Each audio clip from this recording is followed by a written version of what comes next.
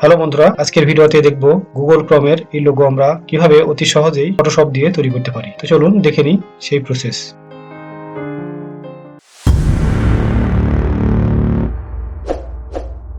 এর জন্য আমি এরকম চারটি কালার নিয়ে নিয়েছি। গুগল ক্রোমের লোগোর উপরে দেখবেন যে চারটি কালার ব্যবহার করা হয়েছে, আমরা সেই চারটি কালারের স্যাম্পল এখানে নিয়ে নিয়েছি। এরপর আমি এই পেজটিকে সেন্টার করে নেব।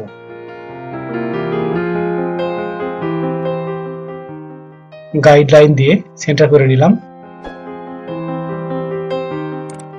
এরপর ইলিপস টুলস দিয়ে এখানে একটি রাউন্ড শেপ আমি ড্র করব এইভাবে। এরপর এটির একটি আমি কপি নিয়ে নিচ্ছি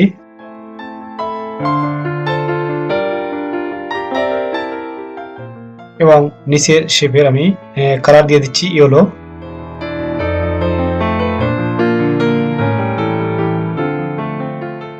এরপর উপরের শেপ আমি এভাবে ধরে একটু ছোট করে নিলাম এবং সেন্টারে বসিয়ে দিলাম।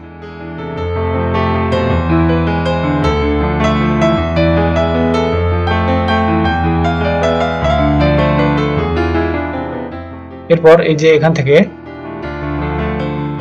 একটি নিউ লেয়ার ওপেন করে রেক্ট্যাঙ্গেল মার্কিং টুলস নিয়ে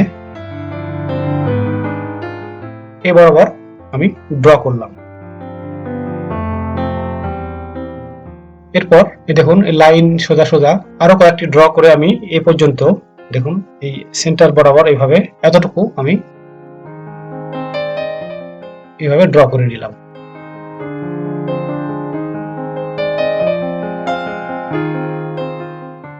এখন আমি ব্যাকগ্রাউন্ড কালার যেটা সে কালার আমি ইউজ করব, অর্থাৎ ব্যাকগ্রাউন্ডে যে কালার থাকবে সেই কালার আমি এর উপর অ্যাপ্লাই করব। কিভাবে? কন্ট্রোল ব্যাক স্পেস প্রেস করলেই আমার সেই কালার এখানে অ্যাপ্লাই হয়ে যাবে।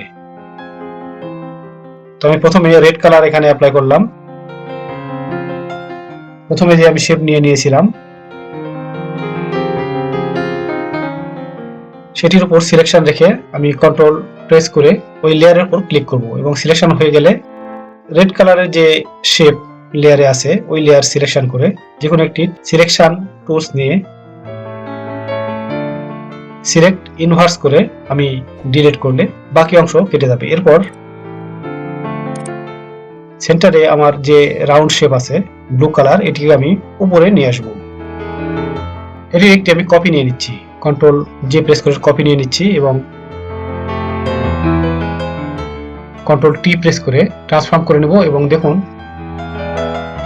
সেন্টারে যে একটি চিহ্ন দেখাচ্ছে এরকম, এই চিহ্নটিকে আমি ধরে ঠিক সেন্টার বরাবর আমি বসিয়ে দেব। জুম করে এটিকে আপনারা সেন্টার বরাবর বসিয়ে নেবেন। এইভাবে জুম না করলে হয়তো সেন্টার বরাবর হয়েছে কিনা বোঝা একটু মুশকিল।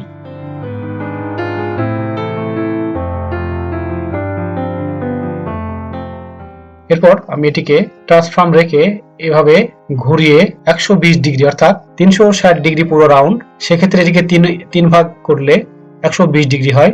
তাহলে আমি 120 ডিগ্রি ঘুরিয়ে দেবো এইভাবে। দেখুন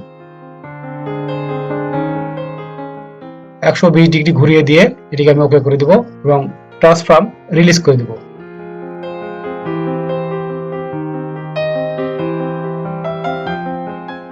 রিলিজ করার পর এটিকে আমি কালার দিয়ে দিচ্ছি, অর্থাৎ এখন আমি এটিকে ইয়েলো কালার ইউজ করব।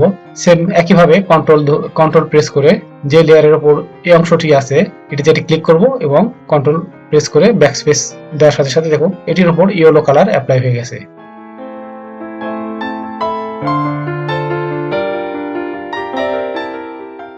শিফট কন্ট্রোল অল্ট প্রেস করে টি প্রেস করব। দেখুন এটি আরেকটি কপি সুন্দরভাবে সেম পজিশনে বসে যাবে এবং এটির কালার আমি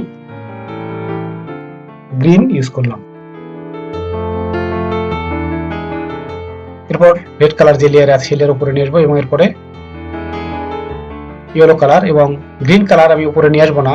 গ্রিন কালারের উপরে এভাবে কন্ট্রোল প্রেস করে ক্লিক করব এবং সিলেকশন হয়ে গেলে লাল পার্ট যে অংশ আছে অর্থাৎ রেড কালার যে লেয়ারে আছে ওই লেয়ার সিলেকশন রেখে আমি জাস্ট ডিলিট করে দেব। দেখুন আমার লোগো তৈরি হয়ে গেছে। এখন আমি মাঝখানে যে ব্লু পার্ট আছে অর্থাৎ ব্লু রাউন্ড আছে, ব্লু রাউন্ডের সাইডে আমি একটু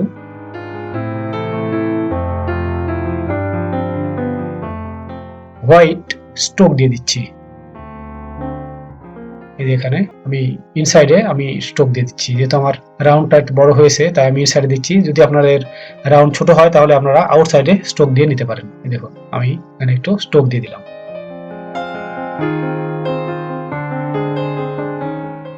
ব্যাস হয়ে গেছে। এবার আমি গাইড উঠিয়ে দিলাম। দেখুন কত সুন্দরভাবে তৈরি হয়ে গেছে গুগল ক্রোমের লোগো। তো বন্ধুরা, এভাবে আপনারা অতি সহজেই এরকম ছোট ছোট কাজ, ছোট কাজ নয়, গুগল ক্রোমের লোগো কিন্তু অনেক একটি বড় মাপের একটি লোগো। দেখতে অনেক সহজ মনে হলেও হয়তো এটি যখন তৈরি করা হয়েছে তখন অনেক চিন্তা ভাবনা করে হয়তো তারা তৈরি করেছে।